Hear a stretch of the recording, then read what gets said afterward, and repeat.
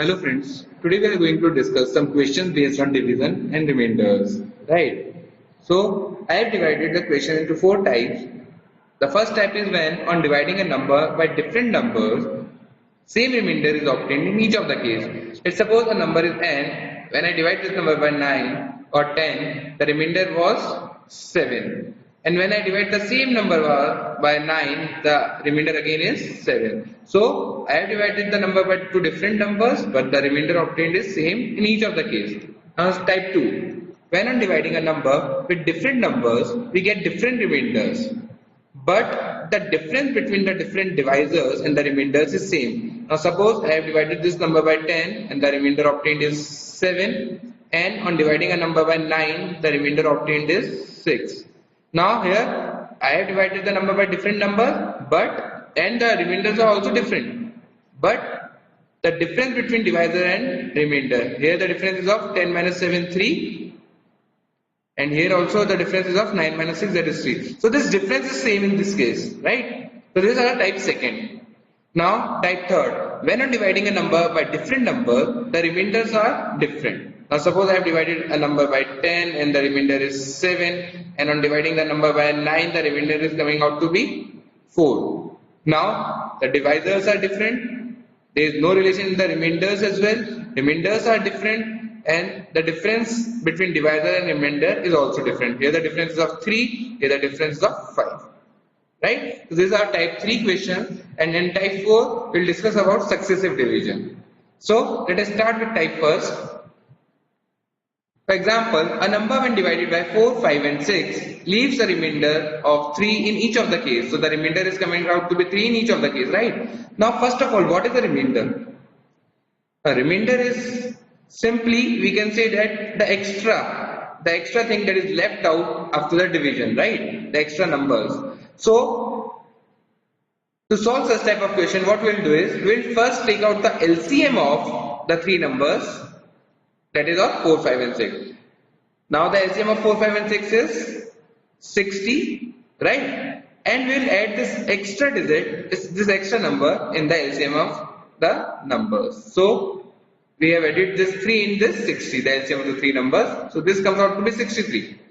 Now this is the smallest such number which on division by 4, since 60 on division by 4 was giving 0 remainder. 60 on division by 5 will also give 0 remainder, and division by 6 will also give 0 remainder. Now since we have added this 3 extra, so this will come out to be remainder in each of the cases, right? So what we have done is, we have first taken out the LCM of the three numbers and then added the extra part to it. So now 63 on division by 4, 5 or 6 will leave a remainder of 3 in each of the case. Now this is the smallest such number. In case we need to find the second such number, then what we'll do is we'll multiply the LCM by 2 and then we'll add the extra number. Now this 120 is divisible by all 4, 5 and 6, and on adding this extra 3, so this 3 will be remainder in each of the case, right? Now moving to next question. A number on division by 3, 4, 5, 6 and 8 leaves a remainder of 2 in each of the case. So what we need to do is we need to find the LCM of these 5 numbers and we'll simply add 2 to that LCM. Now since 6 is present here, so there is no need to calculate the LCM for 3. Since 8 is also present here, so we'll simply neglect 4 also. Why? Because 3 and 4 are factors of 6 and 8 respectively. So basically we need to find the LCM of 5, 6 and 8. Now the LCM of 5, 6 and 8 is 120. Now this 120 is divisible by 3, it is divisible by 4, by 5, by 6 and by 8 also. Now what we will do is we will add this extra part to this LCM. Now the number becomes 122. Now this number will always leave a remainder of 2 when divided by these 5 numbers. Right? The answer to this question is 122. Next. A number when divided by 15 and 16 leaves a remainder of 9 in each of the case. So we need to find the LCM of 15 and 16 first, and then we will add 9 to that LCM. Now since we know that 15 and 16 are two consecutive numbers and the LCM of two consecutive numbers is the product of the numbers, because these two are co-prime numbers. They don't have any common factor apart from 1, right? So the LCM of 15 and 16 would be 15 into 16, that is 240, and we'll simply add 9 to that number. So our number comes out to be 249, and this is the smallest such number. In case we need to find other such numbers as well which satisfy the given condition, then what we'll do is we'll multiply this LCM by 2, and then we'll add 9 to that number, so 489, sorry. And suppose we need to find other such numbers as well, then we'll multiply it by 3 and so on. We can find multiple numbers also, right? I hope this type first is clear to you. Now let's move to type second. Now type second was when on dividing a number with different numbers, we get different remainders, but there was a relation between the divisor and the remainder, and the relation was that of difference. The difference was coming out to be same. So a number when divided by 8 leaves a remainder of 4. So number when divided by 8 leaves a remainder of 4. And the same number leaves a remainder of 4. And the same number when divided by 9 leaves a remainder of 5. Now here we can see that 8 minus 4 is 4. And this 9 minus 5 is also 4. So this thing, the difference between the divisor and the remainder is coming out to be same. Now what we'll do in such cases is, we'll simply find the LCM of the given two numbers, that is of 8 and 9. So the LCM of 8 and 9 is, again these are consecutive numbers, co-prime numbers, so the LCM will be 8 into 9, that is 72. Now we'll simply subtract this part, the common part, that is 4. So the answer to this question is 68. Now 68 on division by 8, right? So 8 8 is 64, remainder would be 4. 68 when dividing by 9, so 9 7 is 63, the remainder would be 5. So we have satisfied the above condition. So what we have done in this case is, we have find the LCM of the given two numbers, and then we have subtracted the common part, right? Moving to next.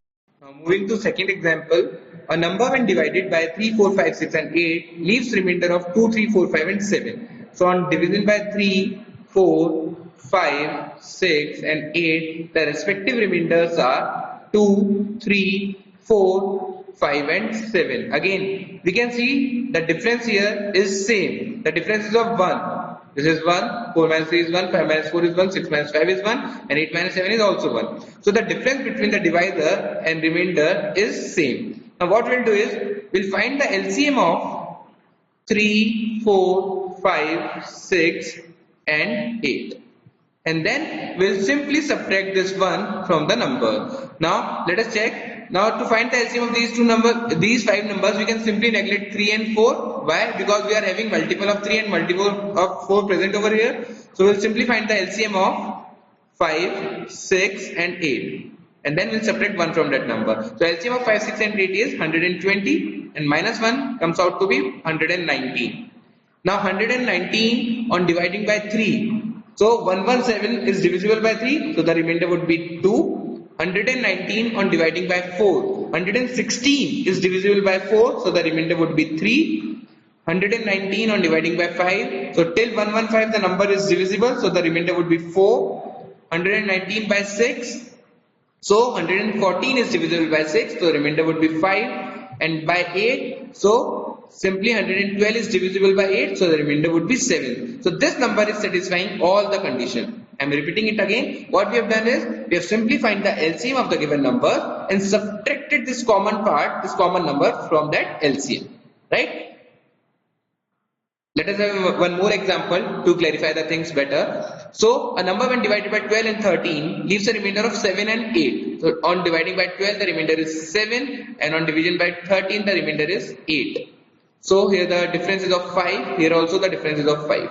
So what we'll do is, we'll simply find the LCM of 12 and 13 and we'll simply subtract this common part from that LCM. Now LCM of these two again are co-prime numbers, consecutive numbers. So the LCM will be 12 into 13, that is 156 minus 5. So 156 minus 5 is 151. So 151 is smallest such number. Now we can see that on dividing it by 12, 144, till 144 it is divisible, so the remainder would be 7. and on dividing it by 13. So 143 is divisible by 13, so the remainder would be 8.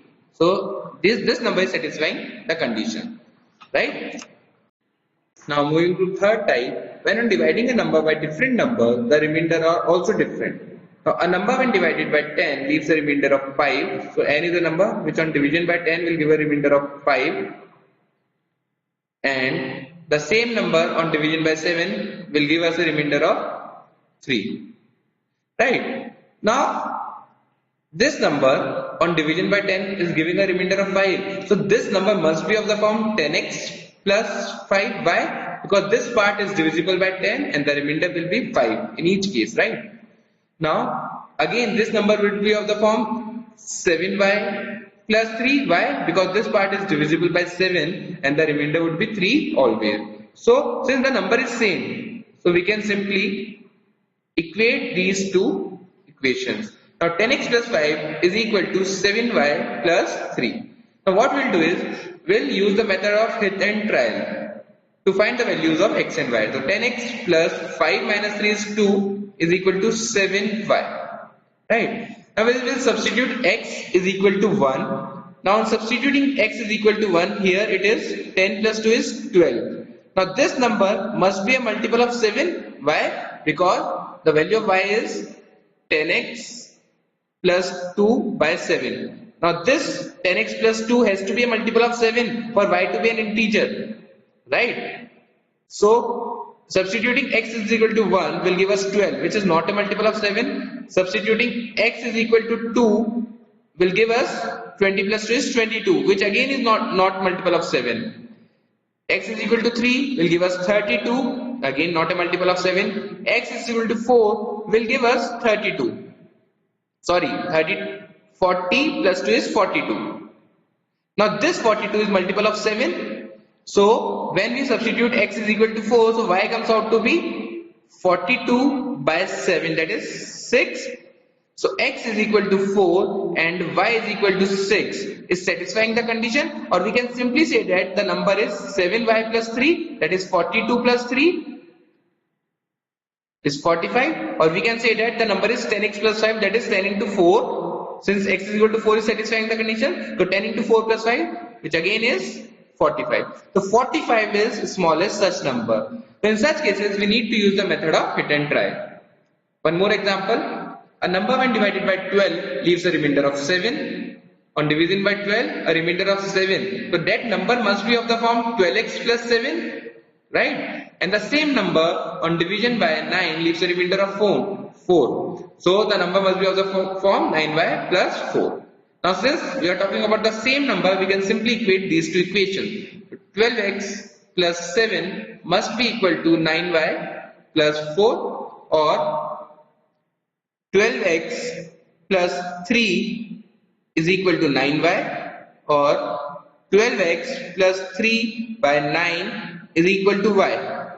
Now for y to be an integer, this 12x plus 3 must be divisible by 9. Otherwise, y won't be an integer, right? So now substitute the value of x is equal to 1. So x is equal to 1 will make it 15. So 15 is not a multiple of 9. So this is wrong. X is equal to 2 will give us 12 into 2 is 24 plus 3 is 27. Now 27 is multiple of 9. So this value of x is satisfying the condition. So we'll substitute x is equal to 2 and we'll get y as 2 into 12 is 24 plus 3 is 27 by 9, that is 3. So x is equal to 2 or y is equal to 3 is the required number. On substituting the value of x equal to 2 and y equal to 3, we will get the required number. So the number is either 12x plus 7, that is 12 into 2 plus 7, that is 24 plus 7, or 31, or the number is 9y plus 4. Substitute the value of y as 3, so 9 into 3 plus 4, or again 27 plus 4, that is 31. Right? So 31 is the number which on dividing by 12 will give us a remainder of 7, and on division by 9 will give us a remainder of 4.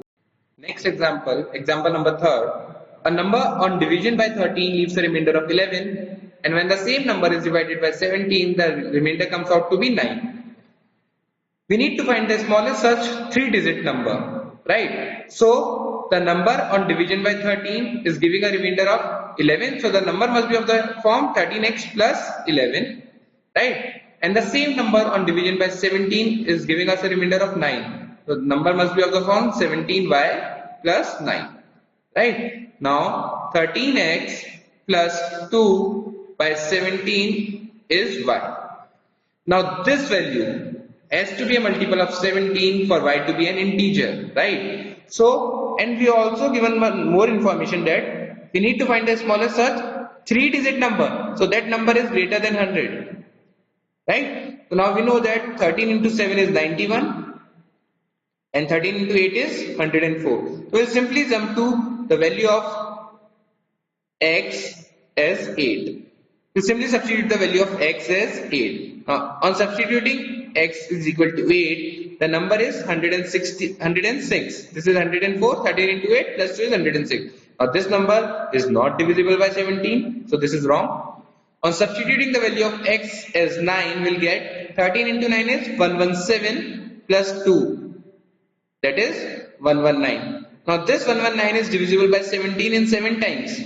So we have got a required number. The required value of x is 9, and if we want to calculate the value of 9, it is coming out to be 7. So x is equal to 9 or y equal to 7 will give us a required solution. So the number is 13x plus 11 or 13 into 9 plus 11, or this is 117 plus 11 is 128, or y equal to 7. So 17y plus 9. So 17 into 7 is 119 plus 9 again is 128. So 128 is the smallest such number. Now moving to last type, successive division, type 4. A number when divided successively. Now what do we mean here by this successive division? The successive division means suppose we are having a number, this number on division by, let's say, 21.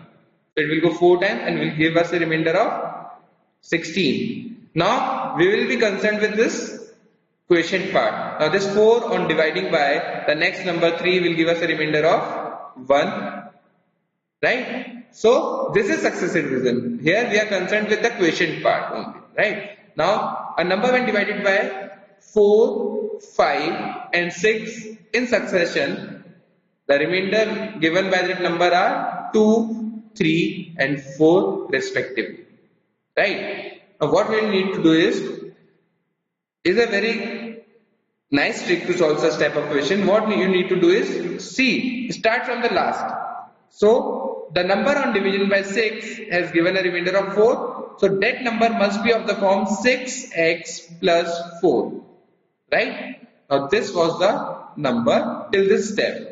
Now the same number on division by 5 has given a remainder of 3. So that same number on division by 5. So this part is multiple of 5 now, and we will simply add 3 to this part. Now this number will always give a remainder of 3 when divided by 5. Since this part is always divisible by 5, and this will always the remainder. Now this number when divided by 4 left a remainder of 2. So this number when divided by 4 gives us a remainder of 2, right? So what we have done is we have started from the back and we have completed this number in 3 steps, right? The first step was on division by 4, on division by 6 the remainder was 4, so the number must be of the form 6x plus 4, right?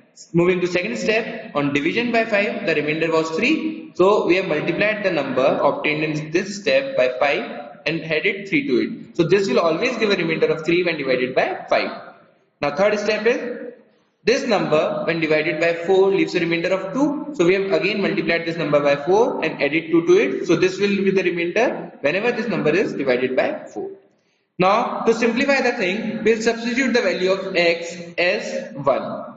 So this will become 4 into 5 into bracket 6 into 1 is 6 plus 4 is 10 plus 3 and plus 2.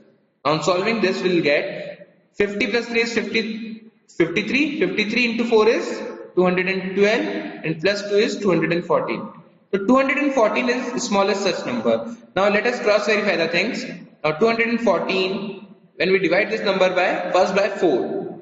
So 4. So we know that in 53 times 2 and 2 will come, so the remainder would be 2. So on dividing the number by 4, we are getting 2 as remainder. So this step is correct. Now we'll focus on quotient. Now in dividing this quotient by 5, it will go 10 times and the remainder would be 3. So this condition is also coming to be true. On dividing the number by 5, the remainder is 3. Now third part is on dividing the quotient again. On dividing the quotient by 6, the remainder must be 4, and yes, it is 4 only. So all the three conditions are satisfied, and 2 and 4 is the smallest such number. One more example. A number when successively divided by 4 and 5 leaves a remainder of 1 and 4 respectively. So we will again do the same step. We will start from the back. On division by 5, the remainder is coming out to be 4. These are remainders, right? So and these are divisors. So on division by 5, the remainder is 4. So the number must be of the form 5x plus 4. So this will give a remainder of 4 whenever we divide the number by 5. Now going to next step. On division by 4, the remainder is 1. So we'll simply multiply this by 4 and we'll add 1 to it. So this will always give a remainder of 1 when we divide the number by 4. Right. Now to simplify the things, we can substitute any value of x.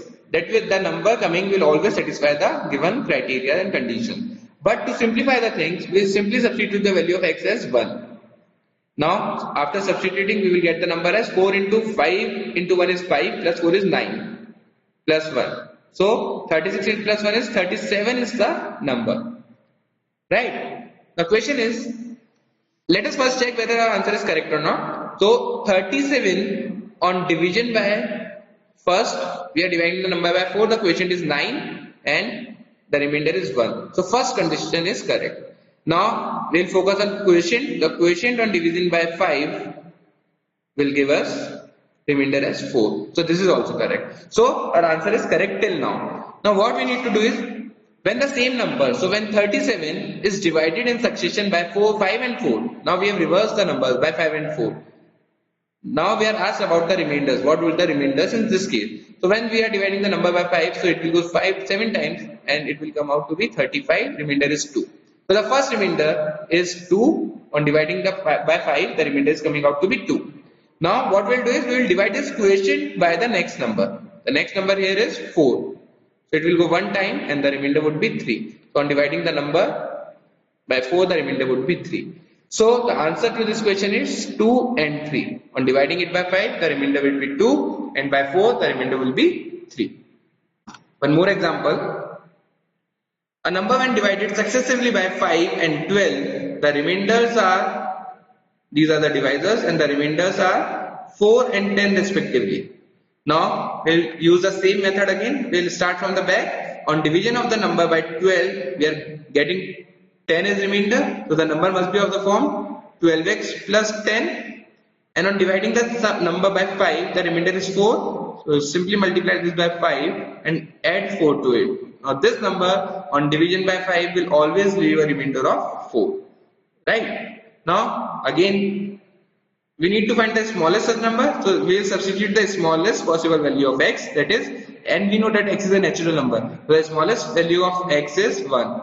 X is equal to 1. We'll get 5 into 12 plus 10 plus 4. So this is 5 into 22 plus 4. Now 22 into 5 is 110 plus 4. So 114 is the smallest such number. So I hope all these types are clear to you. Thank you so much for watching the video.